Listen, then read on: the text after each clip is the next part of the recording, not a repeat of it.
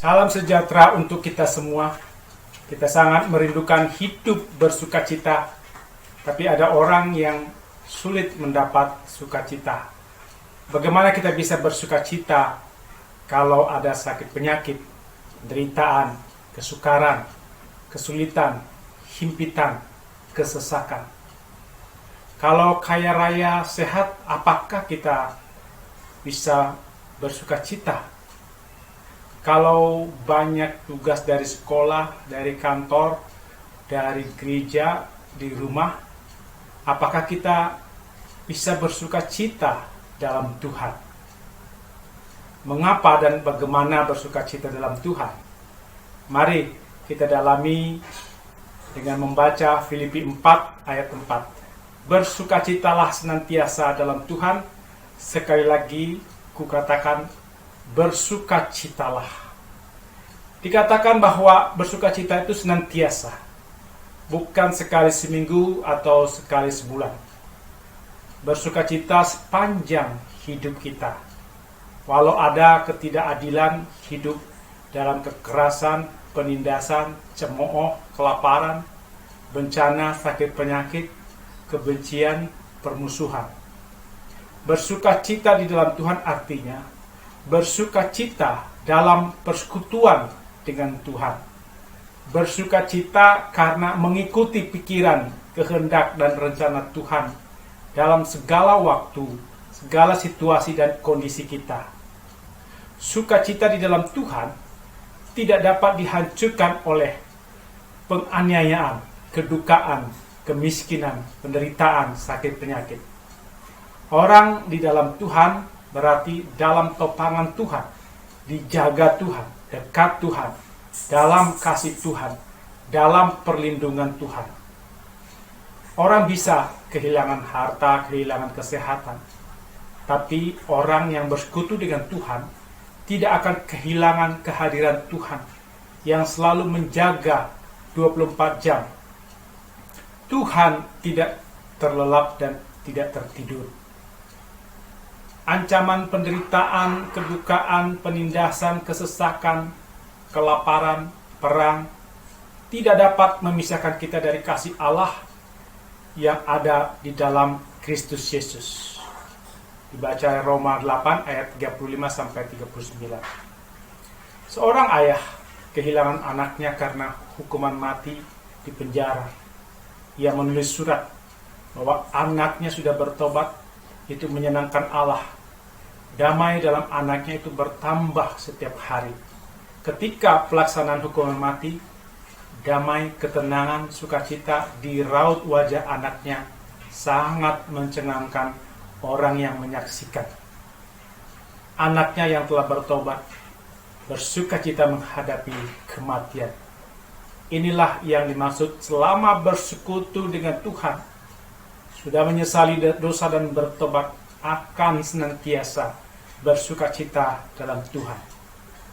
Hidup di dalam Tuhan adalah senantiasa berdoa, mengucap syukur dalam segala hal, seperti ungkapan PKJ 218.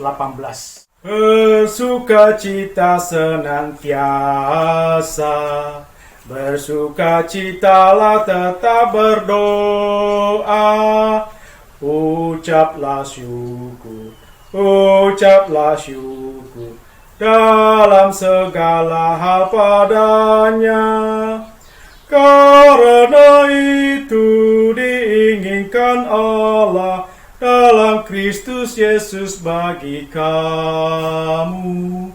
Karena itu diinginkan Allah dalam Kristus Yesus bagi kamu.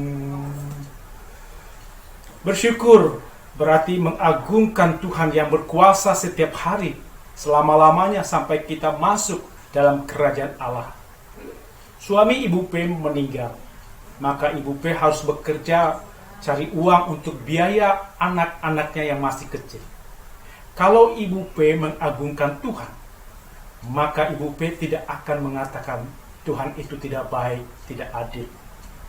Orang yang mengatakan Tuhan tidak baik, tidak adil, itu bukan bersyukur, bukan mengagungkan, tapi menghina, merendahkan, tidak mengasihi Tuhan.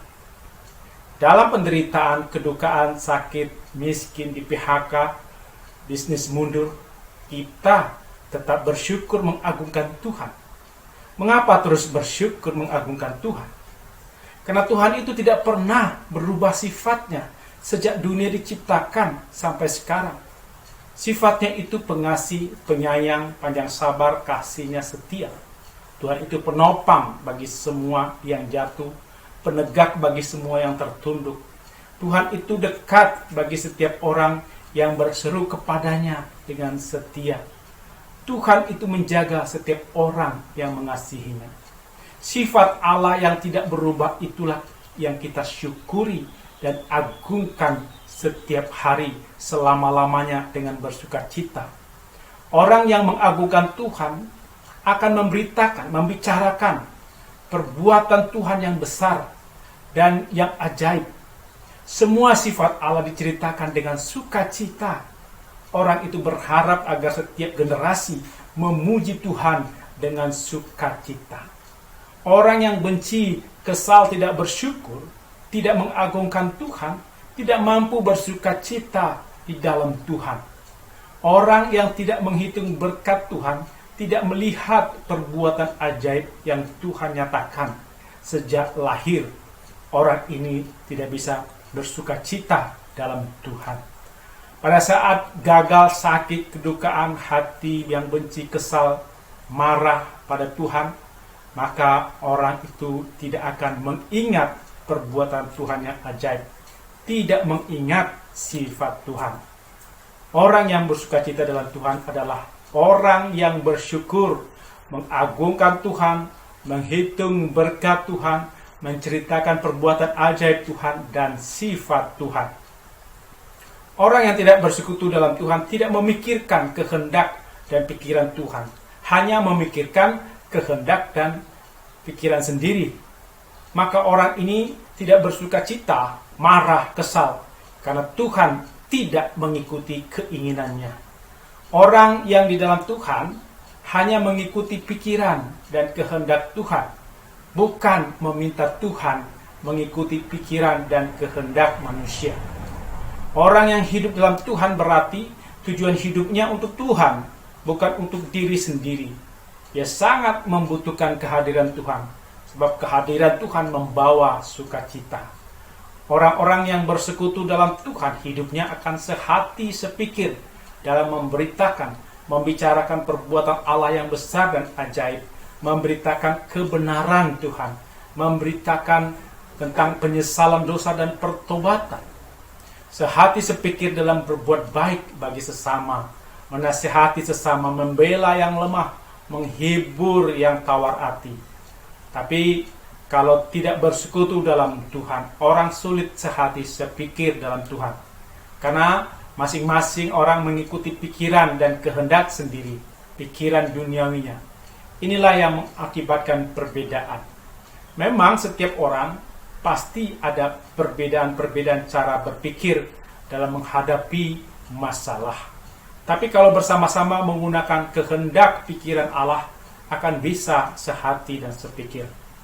Orang yang sehati sepikir akan berjuang bersama-sama dalam memberitakan Injil, memberitakan perbuatan Allah yang besar dan ajaib, memberitakan tentang sifat Allah.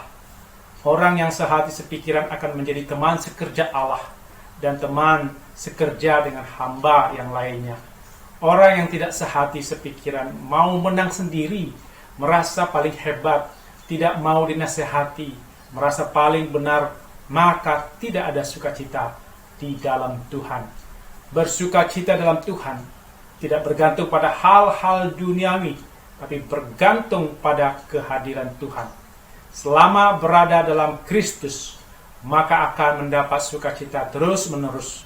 Walau banyak musuh pencemooh, menderita, mengalami kesulitan, tetap bersukacita. Seperti Paulus menderita di penjara, ia tetap bisa bersukacita. Orang beriman cirinya adalah bersukacita dalam segala keadaan. Bersukacita bukan menurut ukuran manusia. Kalau ada orang sudah berbuat baik, melayani kemudian dipenjara, menurut ukuran atau pemikiran manusia, tidak mungkin bersukacita. Tapi bagi orang yang menggunakan ukuran dan pikiran Tuhan, maka ia dapat bersukacita dalam pemikiran Tuhan. Orang yang bersekutu dengan Tuhan yakin bahwa kekuatan yang melimpah-limpah itu berasal dari Allah, bukan dari dirinya sendiri. Oleh sebab itu, dalam keadaan ditindas, tapi ia tidak merasa terjepit, dalam keadaan habis akal, namun tidak putus asa, dalam keadaan dianiaya, namun tidak merasa ditinggalkan sendirian, dalam keadaan dihempas, namun tidak binasa. Bisa kita baca di 2 Korintus pasal 4 ayat 7-9. Orang bersekutu dalam Tuhan berarti pada saat melayani Tuhan, memberitakan kuasa dan perbuatan Allah yang besar, ia menderita, mengalami kesesakan, kesukaran, penjara, mengalami kerusuhan, berjerih payah, maka ia akan menghadapi dengan penuh kesabaran dan berjaga-jaga agar tidak jatuh dalam dosa, tidak marah pada Tuhan. Orang bersukacita melayani Tuhan karena ia melayani dengan hati murni, kasih yang murni, sabar, dikuasai Roh Kudus. Orang ini tidak marah kalau ada yang menghormati dan ada yang menghina, ada yang memuji, tapi ada juga yang mencela. Ada yang menganggap kita sebagai penipu pembohong, tapi ada juga yang percaya terhadap pelayanan yang kita lakukan. Ada orang yang tidak mengenal kita, tapi ada juga yang mengenal kita. Kita dalam keadaan dihajar, menderita, berduka, tapi tetap bersuka cita. Itu ada dalam 2 Korintus 6 ayat 4-10. Orang yang bersuka cita dalam Yesus akan memperlihatkan kebaikan hati. Orang yang tidak sehati sepikiran akan memperlihatkan kebencian, dendam, sakit hati, luka batin, kesal, marah, stres. Yang dikehendaki Tuhan adalah hidup kita selalu bersuka cita dalam Tuhan, apapun keadaan tantangan yang menimpa kita. Mari kita berdoa. Ya Tuhan, mampukan kami bersuka cita dalam Tuhan.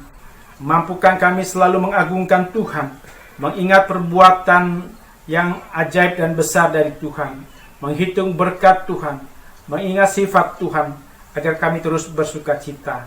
Mampukan kami sehati sepikir dalam melayani Tuhan dengan sukacita. Kami berdoa dalam Yesus. Amin.